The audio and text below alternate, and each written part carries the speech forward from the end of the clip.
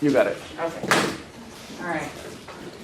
So we're just gonna go over roles and responsibilities of everybody that takes care of the ECMO patient.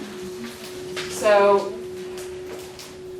this is just a list, everybody. There's a lot more than this. Our program director, that is Laura Nelson. Each unit also has somebody that oversees ECMO on the units. In the NICU, it's Rachel Chapman. In PICU, it's Barry, and in CTICU, it's Sylvia. They're also the people who represent the units when we have our ECMO steering committee, when we make our policy and procedure decisions and stuff. And each unit has ECMO trained physicians. I believe in all the units except for NICU, Laura, all the physicians do ECMO, correct? Correct. And in the NICU, we have a couple on the green team that they don't do ECMO. They're just, they only cover the green team, which are kind of our grower feeder chronic kids, so they don't do ECMO. Me, the ECMO manager.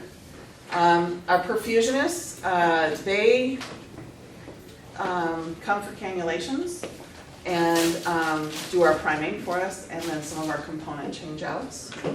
And then the ECMO specialists, we have RNs and respiratory therapists. We only have one respiratory therapist at the moment, but as we're moving forward with our ECMO department, we're gonna have some more. And then we have currently, the bedside nurse is also an ECMO specialist. Sometime while you're going through, do you want to talk about the future state also? Yeah, I was thinking about that, and I'll probably throw it in here somewhere. A lot of the ancillary staff, we work very closely with blood bank. They have a protocol that we give them, and how much blood we keep on the unit, and you know, our wash cells and everything like that, our FFP platelets, and generally they know that our patients are on ECMO, so when we order something, we have standing orders for them, so we don't have to get orders every time we order blood. So it's a standing order, and we can just fill out a slip and they'll send it to us. Respiratory therapists,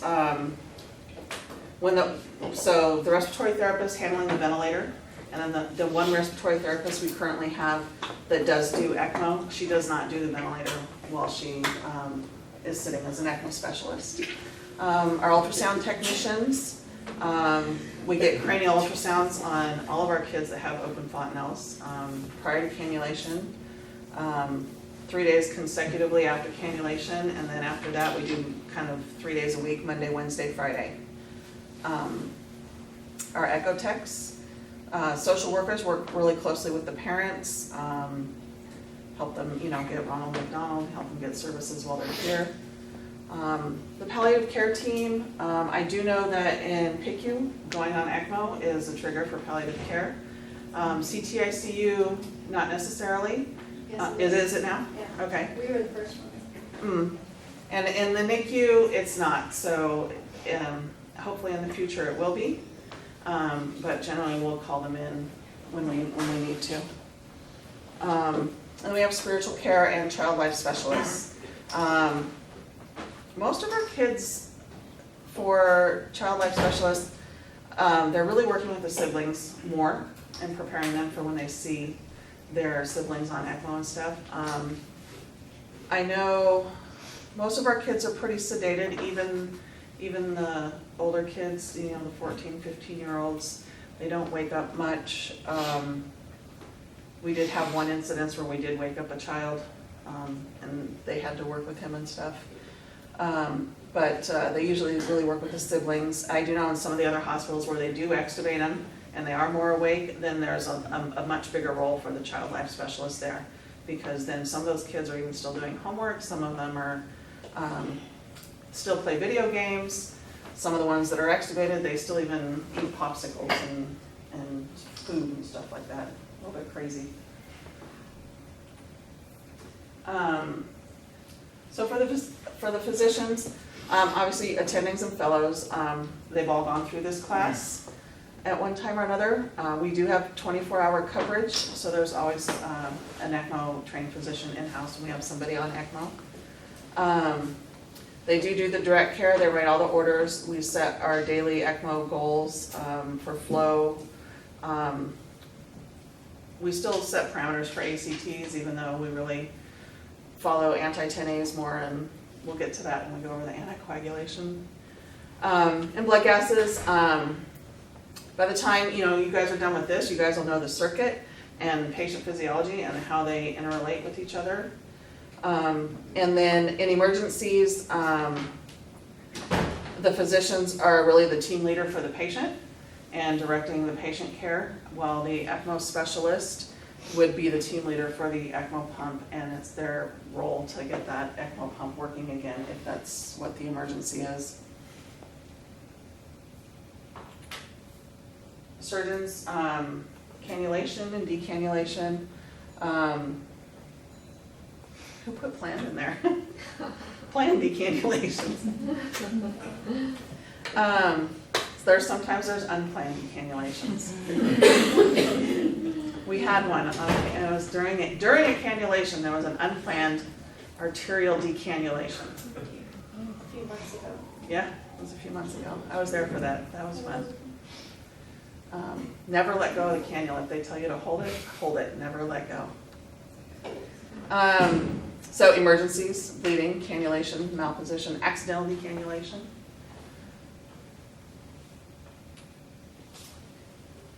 And then there are the CT surgeons too as well, but most of their cannulations are in the OR unless there's an ECPR on the unit or something like that.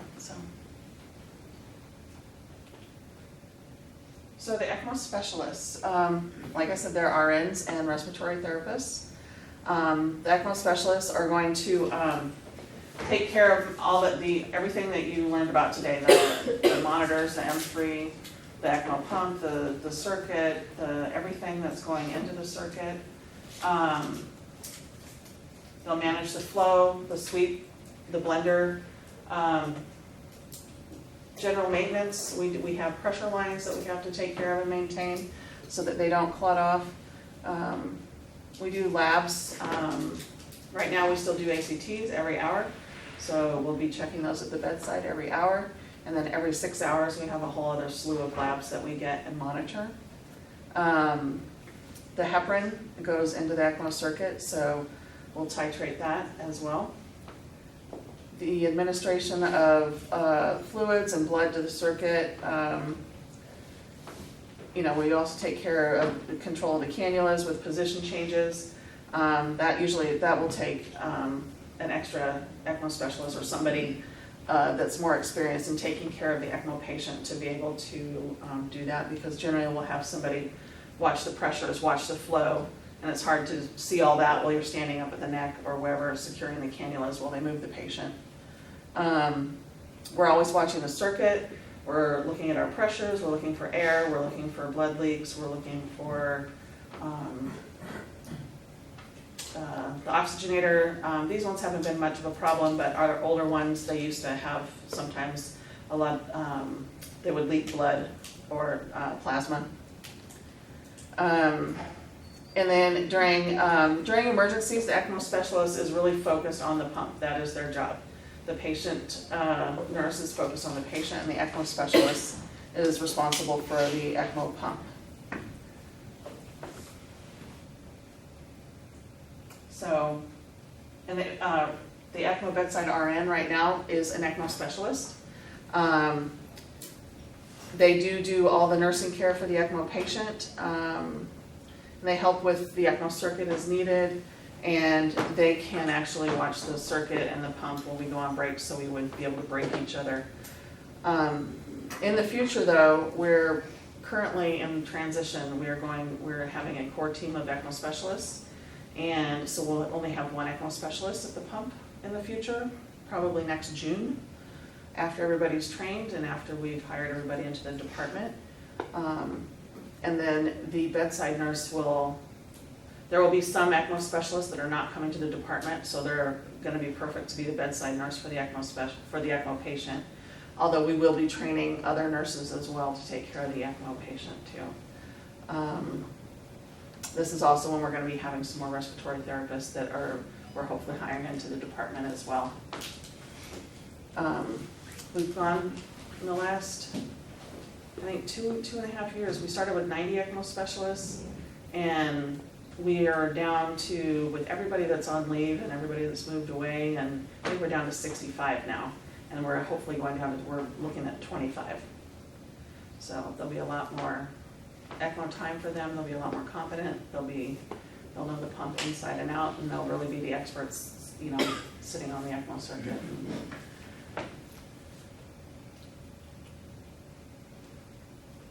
And so again, the bedside respiratory therapists, they don't do ECMO, they just manage the patient like they normally do. You know, their airways, their ventilator settings, available in emergencies. They do run our blood gases for us.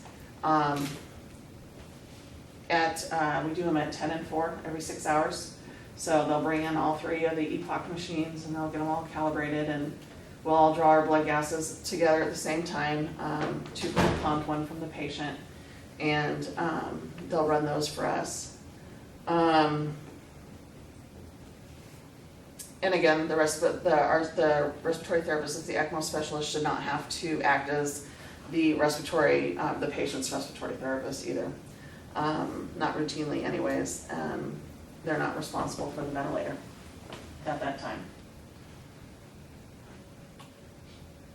But, so another note with those, you know, working with the respiratory therapists and stuff like we talked about earlier, we have to just really make sure that, you know, when they're doing the blood gases and stuff, that we're communicating with them as the ECMO specialist so that they're not making ventilator adjustments and that we're really using the ECMO circuit for that, especially in the beginning of a run. Now, towards the end of the run, it might be different when we're weaning off the ECMO flow and stuff like that, and we're going up on ventilator settings. So it's really important that, you know, they know where we are and we know what they're doing.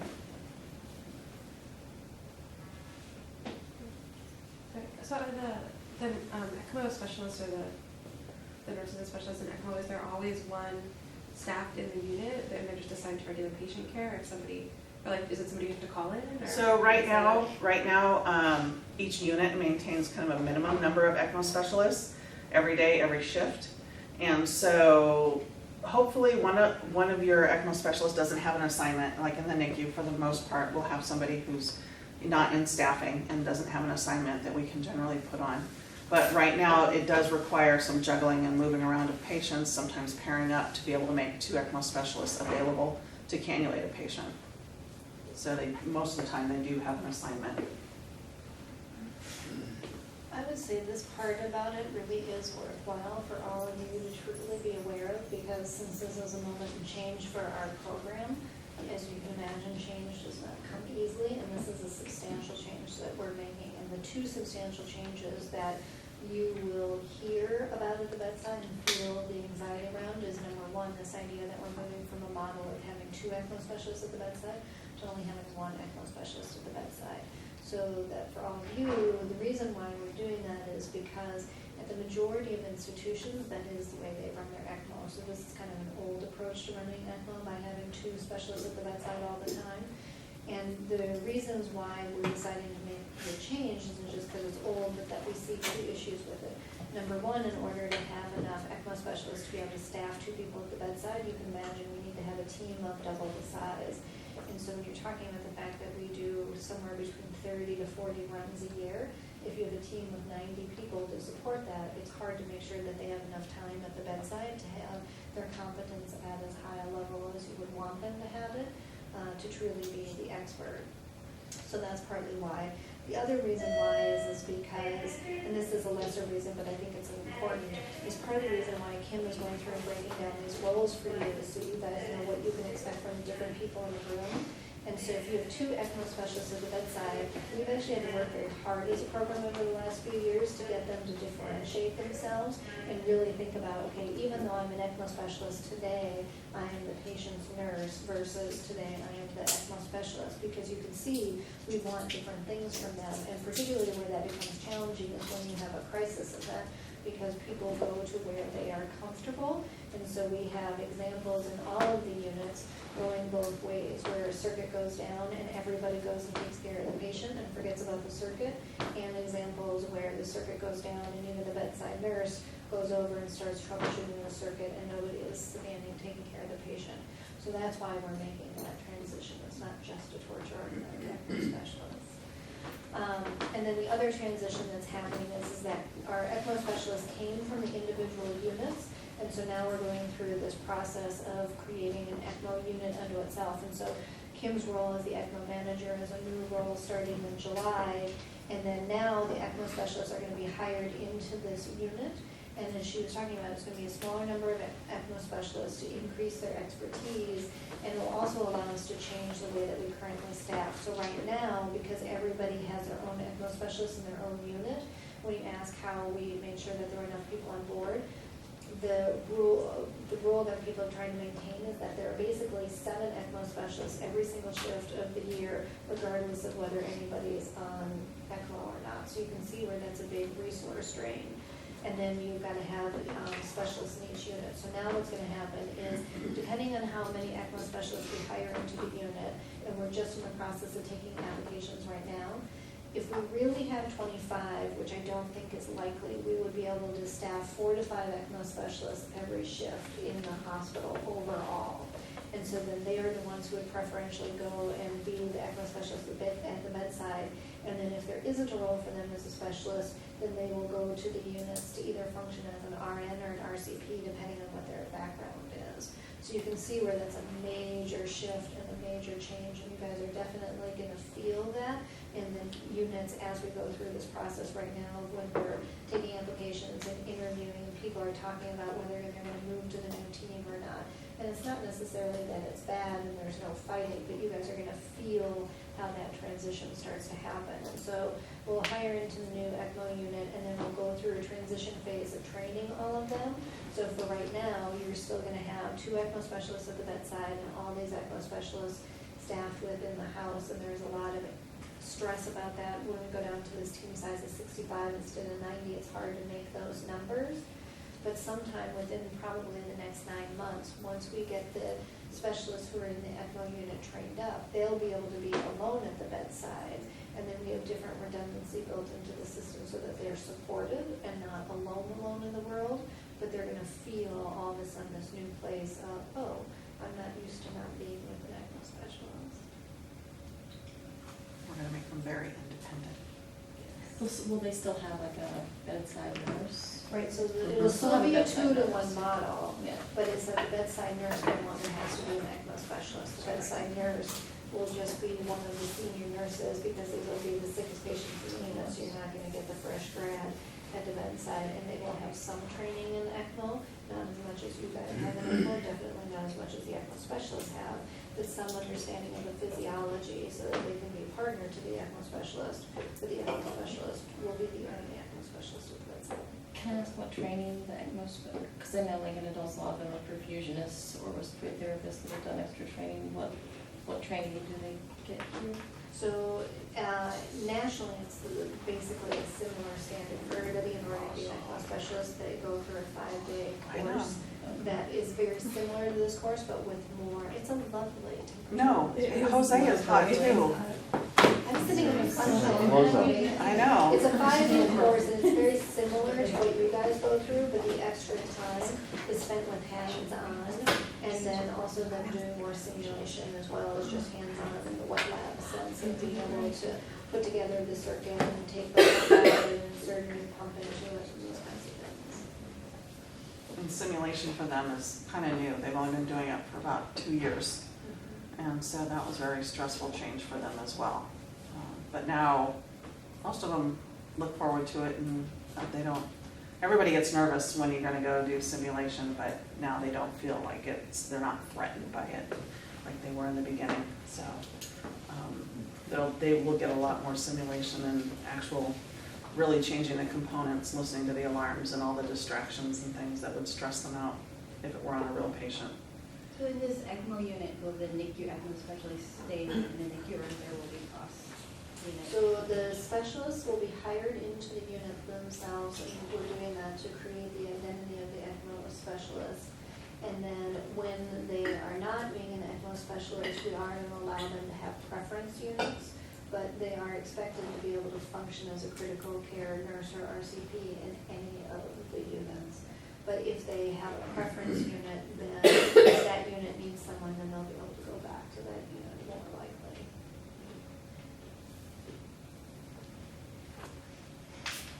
Okay, so we kind of already talked about social workers and their role. And this is also a little bit redundant. We talked about that. And blood bank, we talked about. And then questions and answers. Do you have any more questions or anything? No? Okay. One of these days too, you'll get to go through simulation with them. So that'll be fun. Yes, we did our first physician simulation last spring. It went really well. It did go well. It went really well, yeah. I think so. Do we have a simulation Mm-hmm. in this You 3D? won't have to do simulation in the next few days. No? Oh, I can set it up for you if you really want to. yeah, why not? That's an interesting question. We'll get you guys in there. Okay, last talk.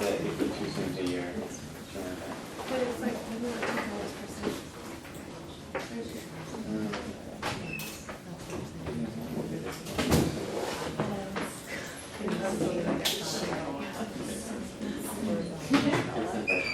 That would make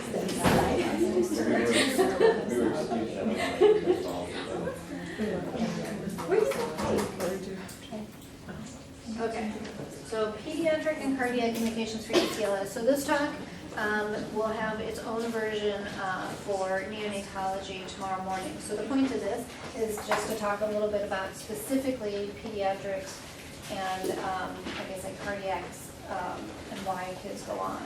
So in terms of pediatric, first of all, outcomes, and thinking about outcomes, because if there was no good outcomes, we wouldn't do this. So when you look at all categories of patients, so neonates are 0 to 30 days, and then, no, yes. Well- 0 to, well, it depends on how this is classified. Yeah, Because that, the infants aren't in here, so, but this must be 0 to 30, and peds must be the 30 days to 18 years. I would actually have to ask Peter if he does that when he breaks it down.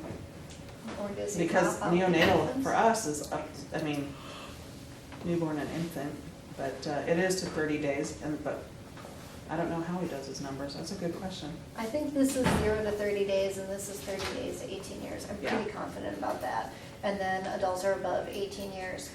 So you can see that the highest survival in all age categories is people who go on for respiratory reasons, which to me is not surprising, because if you have multi-organ failure, your odds of death would dramatically increase in the ICU, with the highest survival rate being our neonates who go on for respiratory reasons. But even in adults, their survival rates are 50-50 in respiratory and obviously lower in cardiac.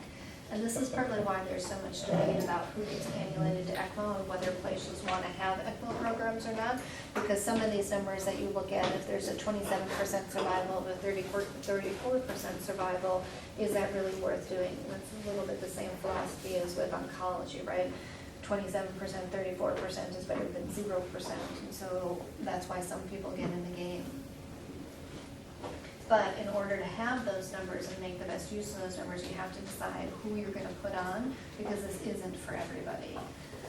When you look at pediatric respiratory ECMO and who ends up going on, this is an old slide, but what the totals tell the story and really don't change very much over time.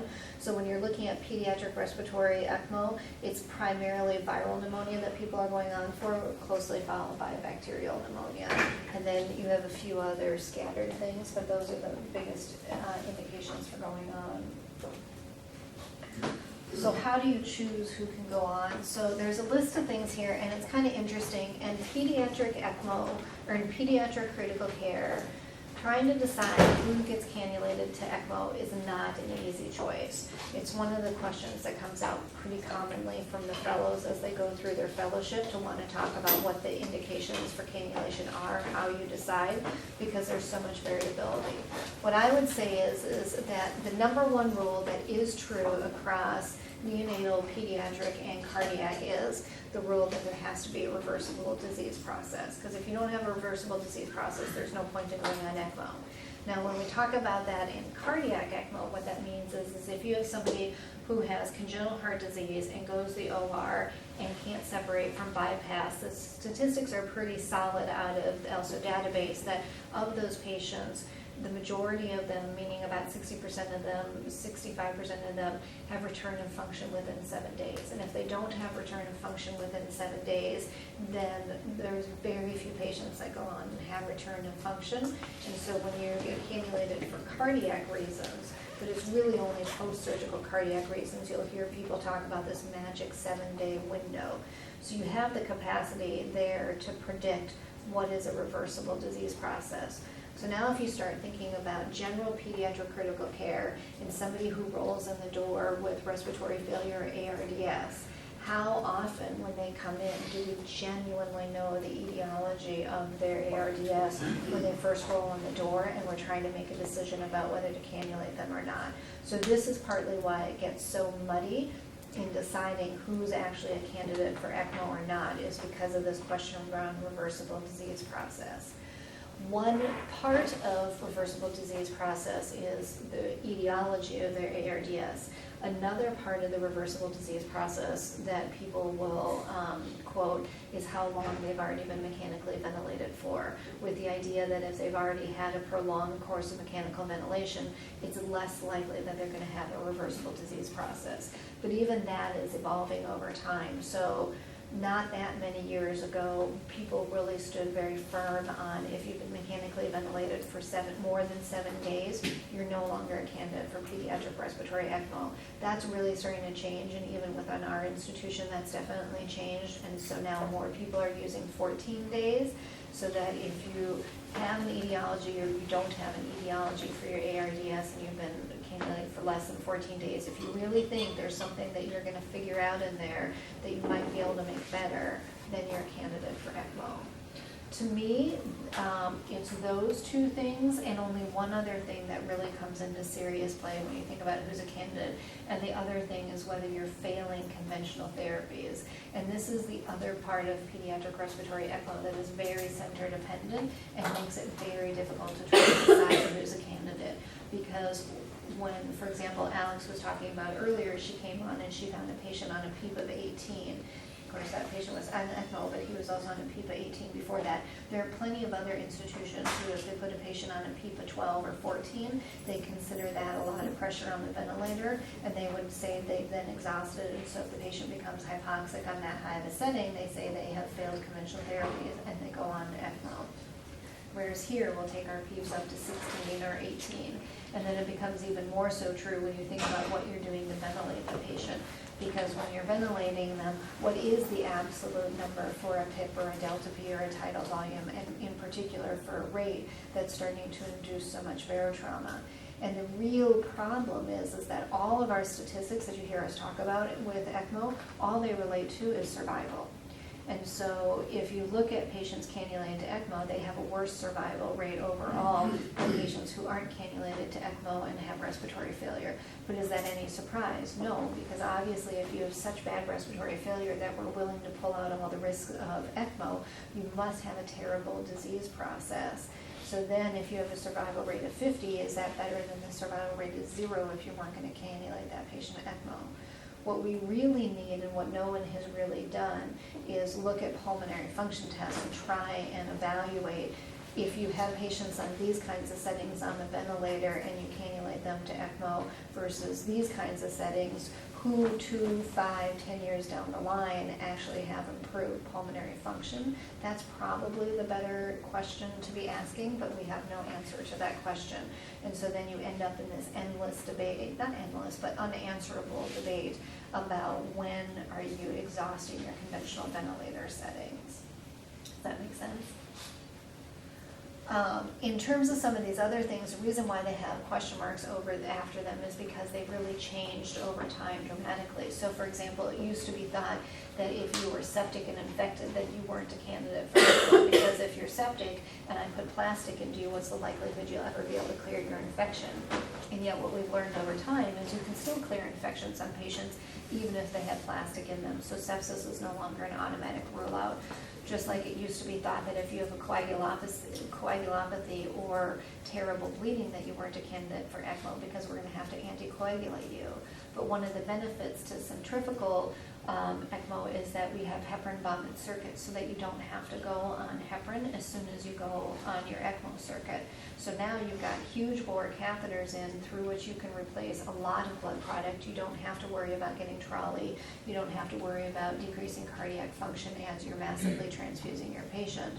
And you don't have to anticoagulate them initially. And so maybe you actually have the ability to have better hemostasis when you're on ECMO than when you're not on ECMO. So many disease processes are changing.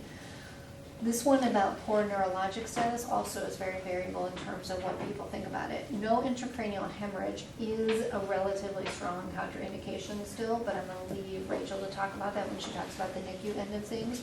But poor neurologic status, so what's the disease process underlying that? And is poor neurologic status meaning that someone can't do their ADLs, and so then are they automatically not a candidate for ECMO? No, not necessarily.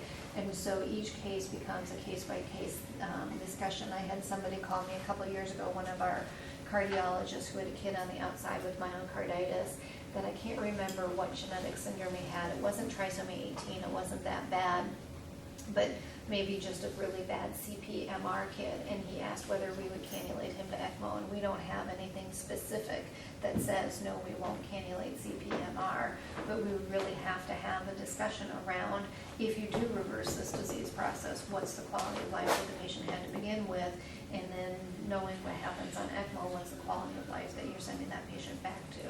So that can be somewhat difficult to talk about. And then to me, these last two are all about reversible disease process, the same.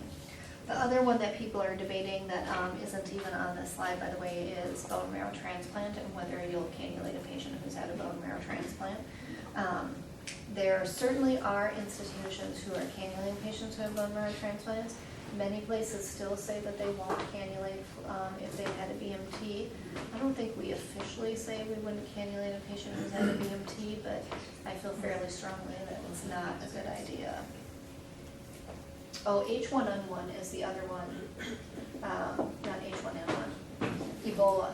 Ebola is the other one where people have made a statement that we would not cannulate. And we made that statement, and also made that statement a year ago when everybody started worrying about Ebola.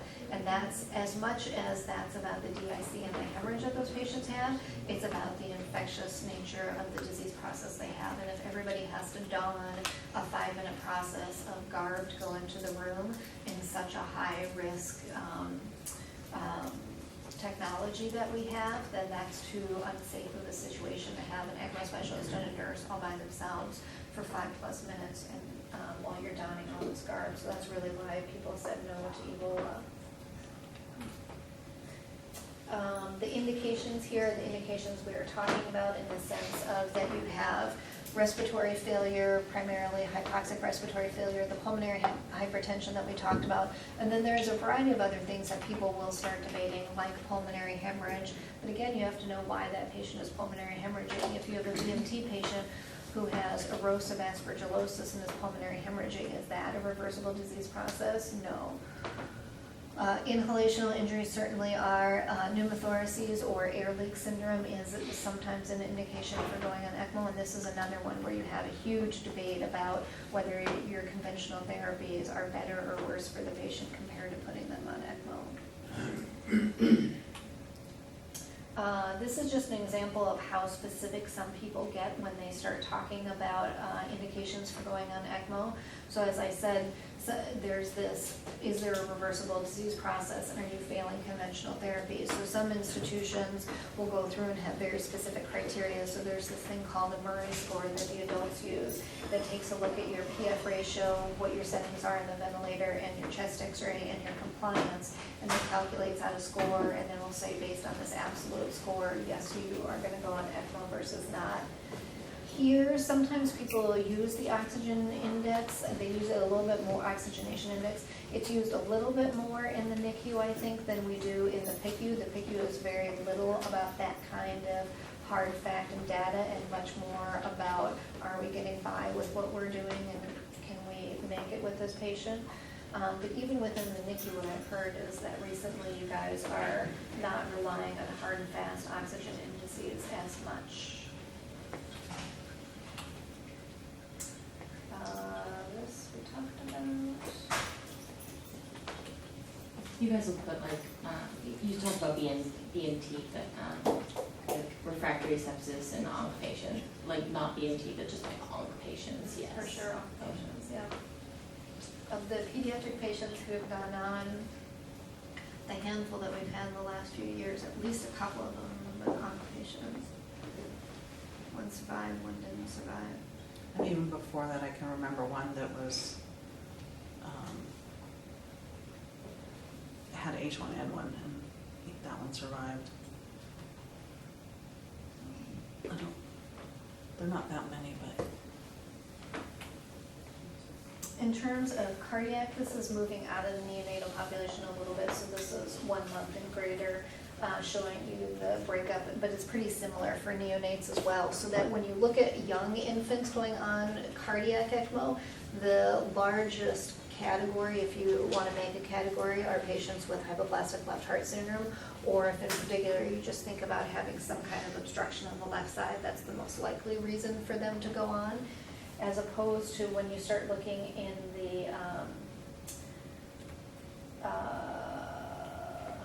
this age group, once you get to the older age range and teenagers, even though they're not including congenital heart disease in this slide, congenital heart disease becomes much less of a reason for them going on cardiac ECMO, and it's much more about myocarditis and cardiomyopathy as the indication for them to go on for cardiac purposes.